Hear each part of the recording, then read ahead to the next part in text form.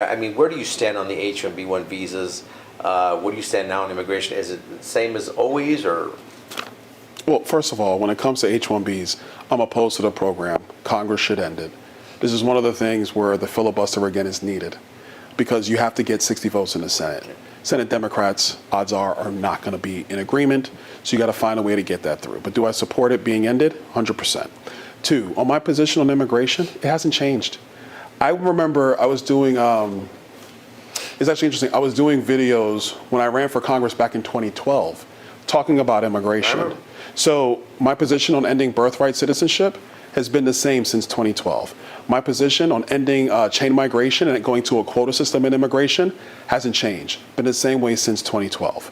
If you're gonna ask about what we need to do today, are the visa programs writ large, all of them, do they need to be reformed and overhauled? 100% they need to, 100%.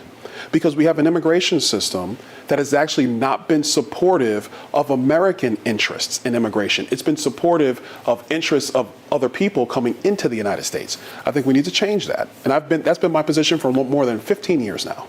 I think what's happening is, obviously, campaigns are starting up. People are going online. They're taking an interview that I've done. They cherry pick my words, or they clip it and they selectively edit what I say. They're acting like a Leslie Stahl at 60 Minutes. You got a lot of that going on right now. And so I'll tell my rivals, play the whole tape. This happened to Ron DeSantis a couple years back. Yeah, it happens. And that's why I always tell my rivals, play the whole tape. Don't cherry pick my words. Play out my entire argument in what I said. Because my argument is the consistent conservative position that conservatives have supported for more than 20 years. That's always been my position. Border security, why do you think I spent so much time on the campaign trail helping Donald Trump? Because he was going to secure the nation's borders. He was going to start a deportation process, sending criminal illegals out of our country.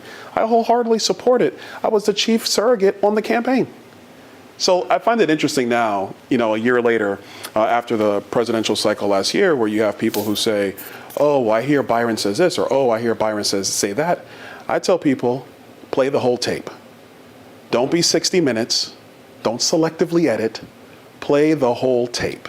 Because once my words are clear, then there's not going to be any ambiguity about my positions when it comes to immigration and border security, for that matter, as it comes to the United States.